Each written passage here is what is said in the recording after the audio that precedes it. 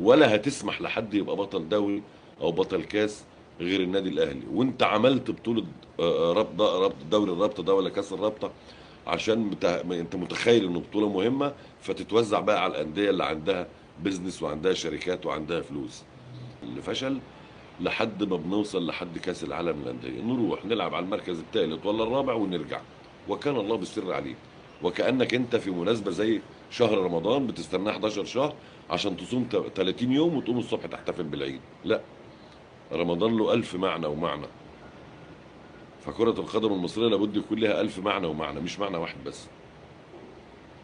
يعني أنا بقول الكلام ده وأرجو إنه محدش ما يزعل مني، وأنا مش مرتبط بنتيجة. يعني بالعكس، أنا تابعت البطولة دي لأول مرة بشكل مكثف جدا. ما فاتنيش ما فاتنيش فيها مباراة تقريبا. بس اللي أنا شايفه طول الوقت مباريات وان سايد جيم. خلي بالك الوان سايد جيم ما كانش في النهاية بس، لا، المباراة الوحيدة اللي توقعنا إنها ما تبقاش وان سايد جيم مباراة الاتحاد والأهلي عشان تقارب المستوى، لكن فوجئنا باكتساح أهلاوي.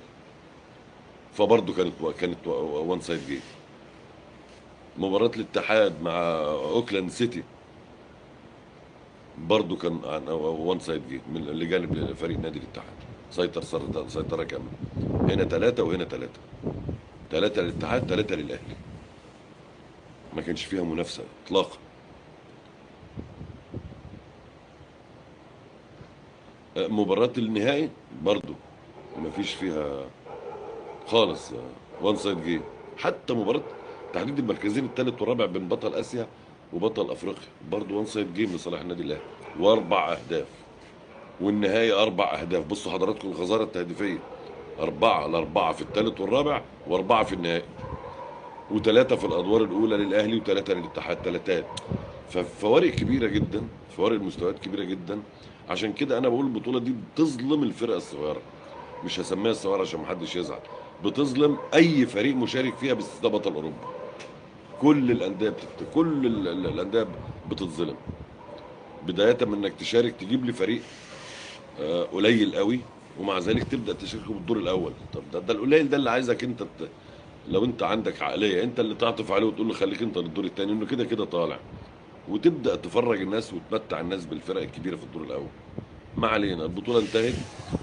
وزي ما قلت ما فيش فيها حاجه تذكر او تقال الا انه العقل والمنطق بتاع كره القدم تغلب وفرض نفسه على البطوله.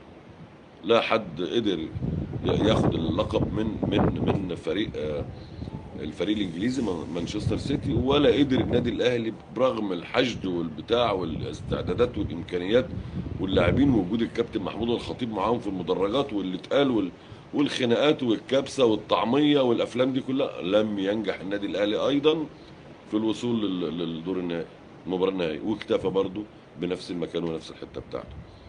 زي ما بطالب عندنا بتطوير المسابقات المحليه عشان نطلع فرق يبقى ليها، كنت بطالب الاتحاد الدولي انه يطور البطوله والله من اول نسخه. وهو ده تحقق المره دي، والبطوله الجايه اعتقد هتبقى شكل تاني خالص.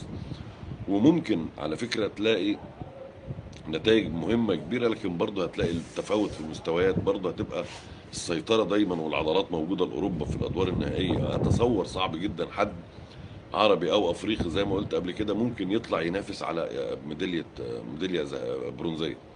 يعني برونزيه الاهلي اللي خدها دي هتبقى عزيزه جدا جدا حتى على الاهلي نفسه. مش هيلاقي الدنيا سهله انه ياخد ميداليه برونز، لا هو ولا حد من فرق افريقيا واسيا، الا لو حصلت طفره زي ما قلت قبل كده، زي ما عملت المنتخب المغربي في كاس العالم. طفره هوب، وصل مربع ذهبي وكاد ان ينافس على لقب بطوله كاس العالم. لكن السؤال تاني، هل يستطيع المغرب المحافظه على نفس المستوى؟ هل يقدر المونديال اللي جاي يحجز بين الاربعه الكبار؟ هل يقدر ينافس؟ انا ده بالعكس، ده ممكن ما يوصلش اصلا كاس العالم.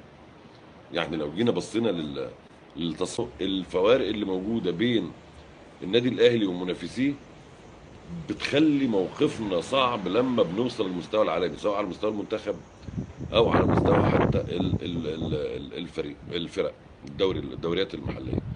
بدليل انه المنتخبات مثلا عندنا منتخب مصر بيكون معظمه وقوامه الاساسي من النادي الاهلي. طب لما مستوى النادي الاهلي بيتهز ايه اللي بيحصل؟ ما بتلاقيش عندك البديل اللي يسعفك، لاعب او اتنين او تلاته من الزمالك يشترك منهم لعيب او لعيب ونص في التشكيله الاساسيه، والباقي بتقعد تشحت. ما عندكش غير مجموعه المحترفين، فما بتقدرش تعمل قوام كبير ومختلف. انت ثابت على مجموعه، الاهلي كويس منتخب مصر يبقى كويس، الاهلي مش كويس منتخب مصر مش كويس. طب ماذا لو عندك اربع فرق زي زي مثلا الدوري السعودي، بيطلع مربع ذهبي بيطحنوا في بعض عشان يبقى في بطل الدوري، ومفيش توجهات، مفيش حد بيرعى حد ويقول لك انه ده لازم يبقى بطل. مفيش مثلا اجهزه موجوده في اتحاد كره القدم السعودي حاطه حد عليه ريشه وحد مفيش على راسه ريشه. لا، كله متساوي، الاربعه بمجهودهم وبقدراتهم بيحددوا مين يبقى البطل. لو حصل ده عندنا اتصور هيبقى عندك قماشه تقدر تختار بيها عدد كبير من اللاعبين الدوليين، وتقدر تفرز فريق واثنين ينافسوا الزمالك والاهلي او الاهلي والزمالك في كل البطولات. انا اتمنى ان كل سنه يبقى في بطل في الدوري، وكل سنه يبقى في بطل في الكاس.